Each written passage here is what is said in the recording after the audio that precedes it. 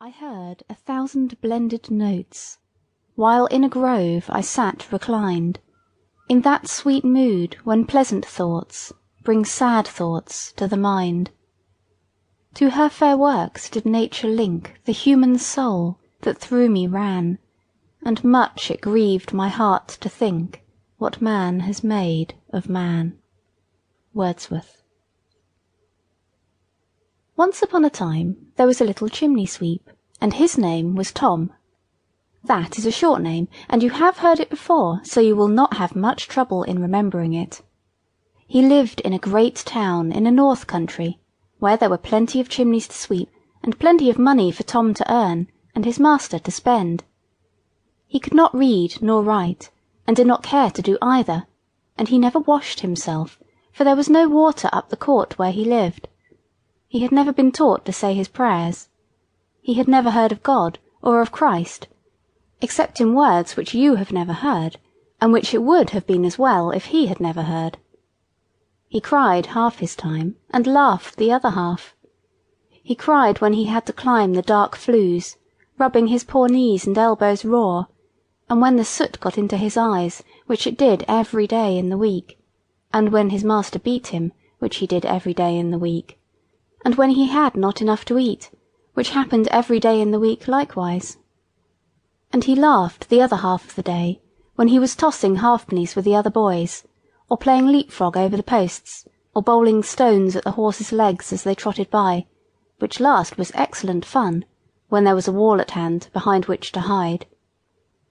As for chimney-sweeping, and being hungry, and being beaten, he took all that for the way of the world, like the rain and snow and thunder, and stood manfully with his back to it till it was over, as his old donkey did to a hailstorm, and then shook his ears and was as jolly as ever, and thought of the fine times coming when he would be a man and a master sweep, and sit in the public house with a quart of beer and a long pipe, and play cards for silver money, and wear velveteens and ankle-jacks, and keep a white bulldog with one grey ear, and carry her puppies in his pocket just like a man. And he would have apprentices, 1, 2, 3 if he could. How he would bully them, and knock them about, just as his master did to him, and make them carry home the soot-sacks, while he rode before them on his donkey, with a pipe in his mouth and a flower in his buttonhole, like a king at the head of his army. Yes, there were good times coming, and, when his master let him have a pull at the leavings of his beer, Tom was the jolliest boy in the whole town. One day a smart little groom rode into the court where Tom lived. Tom was just hiding behind a wall to heave half a brick at his horse's legs, as is the custom of that country when they welcome strangers, but the groom saw him, and hallooed to him to know where Mr. Grimes the chimney-sweep lived. Now, Mr. Grimes was Tom's own master, and Tom was a good man of business and always civil to customers, so he put the half-brick down quietly behind the wall and proceeded to take orders. Mr. Grimes was to come up next morning to Sir John Harthover's, at the place, for his old chimney-sweep was gone to prison, and the chimneys wanted sweeping. And so he rode away, not giving Tom time to ask what the sweep had gone to prison for, which was a matter of interest to Tom, as he had been in prison once or twice himself.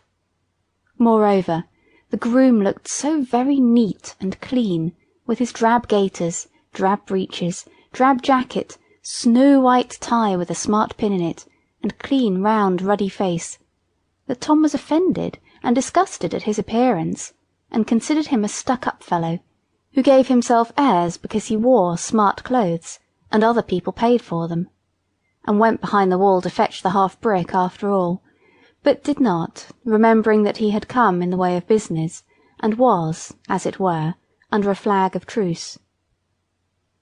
His master was so delighted at his new customer that he knocked Tom down out of hand, and drank more beer that night than he usually did in 2, in order to be sure of getting up in time next morning, for the more a man's head aches when he wakes, the more glad he is to turn out and have a breath of fresh air.